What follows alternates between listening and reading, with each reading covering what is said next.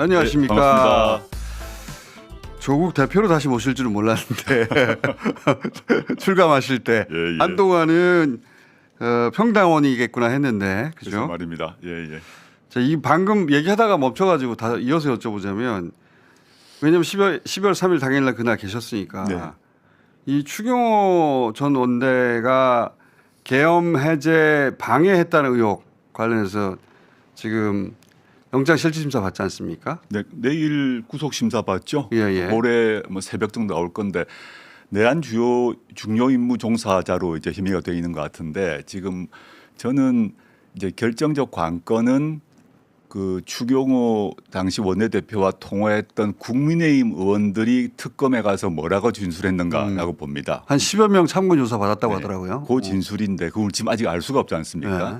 그 진술 내용이 이제 가장 결정타가 될 것 같은데 그 진술에서 그 실제 그 추경호가 당일 밤에 무슨 말을 했는지가 나올 것 같아요. 그래서 거기서 국민의힘 동료 의원들이 추경호는 버리고 가자라고 정리를 했다면 구속될 가능성이 있다고 봅니다.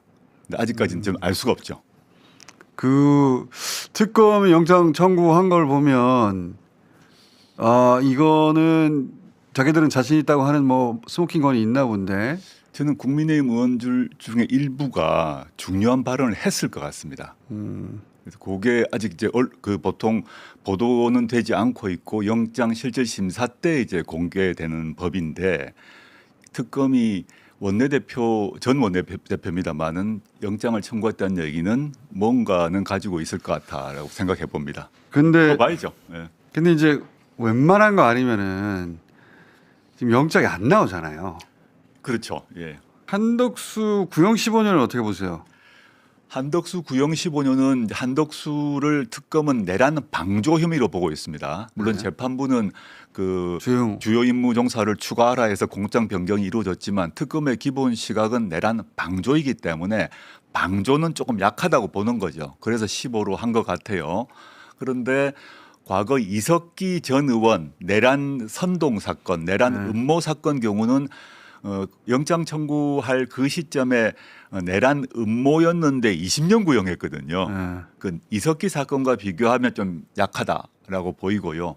그런데 일단 특검의 기본 기준점은 확인된 것 같습니다. 한덕수가 15니까 그 내란 관련 주요 종사자 중에서 가장 미치다라고 보고 나머지 사람들 뭐 김용현, 이상민 뭐 대통령은 말할 것도 없고 윤석열은 말할 것도 없고 다 15년보다 위로 올라갈 수밖에 없다는 걸 보여준 것입니다. 기준점이 나왔다. 네, 그러면 가장 하위. 예. 그 특검의 기준점이 나왔으니까 그 기준으로 보자면 나머지 사람들을 얼마 정도로 구형할 거라고 보세요, 그러면? 저는 뭐 일단 이상민 같은 경우는 뭐 최소 25년이라고 보고요. 25에서 30. 이게 이제 감이 아니라 다 공식에 있더라고요, 보니까. 여기 있습니다. 그 양형 네. 법원에 양형 기준표가 있는 것처럼 네. 검찰도 구형 기준표가 있습니다. 그에 따라서 이제 법정형도 생각하고 그다음에 범죄 혐의, 그다음에 반성 정도 다 보는데 이상민은 한 25에서 30년. 그다음에 김용현은 훨씬 더 중하죠. 왜냐하면 윤석열과 초기부터 짰지 않습니까? 그러니까 한 30년에서 35년. 윤석열은 말할 것도 없이 무기죠. 무기 구형될 거라고 보고 윤석열은 이 최고 책임자이란 것은 물론이고 법정 태도, 그다음에 법정 불출석, 그러니까 개전의 정의 0이거든요.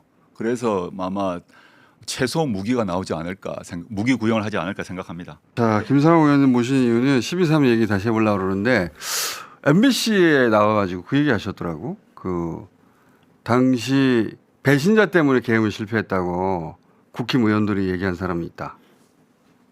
사실 그때 당시에 기억이 막 정리돼서 상세하게 다 기억나는 건 아니에요. 아닌데 솔직히는 뭐, 사방팔방에서 얘기했을 테니까. 예, 뭐 근데 이제 계엄을 마치고 12월 4일이 되었을 때부터 국민의힘 안에서 의원총회가 계속 이어졌습니다. 이어지면서 뭐 여러 의원님들이 많은 발언들이 있었죠.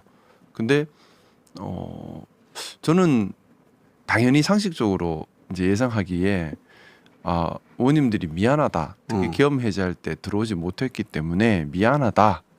그리고 빨리 이걸 수습하자. 계엄은 잘못된 거야. 그렇게 할 줄 이런 전제에 알았어요. 출발할 줄 알았는데. 그건 당연한 상식이니까. 근데 분위기가 그게 아니었어요. 왜 당사로 오라는데 안 왔느냐?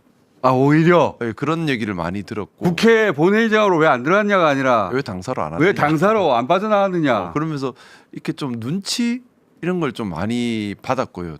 그 왜 이렇게 그래서 저는 아니 저 그러면서 제가 그때 좀 이미 많이 저도 좀 화가 나 있고 흥분해 있는 상태였는데 그래서 아, 역사의 죄인이다. 어떻게 계엄을 일으킨 당에서 계엄을 풀려고 안 움직였다는 것 자체가 이거 자체가 역사의 죄인이다. 어떻게 그럴 수 있느냐 항변하면 좀 분위기가 좀 이상했어요. 그리고 그러면서 이제 여러 의원님들 중에 이제 방송 나와서 방송에 그 연단에 올라서 말씀하시고 하는 것 중에 누구라고 정확하게 기억은 잘 안 나는데 저는 그때 뭐 국정원 1차장, 2차장 아예 개념도 없고 홍장원이라는 이름 들어본 적도 없는데 그 의원총회에서 처음 홍장원이라는 이름을 들었어요. 뭐 하는 분이지? 어쨌든 2차 국정원 2차장 홍장원 이렇게 얘기했던 것 같아요. 그러면서 배신자 때문에 실패했다라는 얘기를 누군가는 하시고 하여튼 좀 홍장원 배신자 때문에 실패했다는 말도 홍장원이라는 이름을 의총에서 그래 처음 들었어요. 나와서.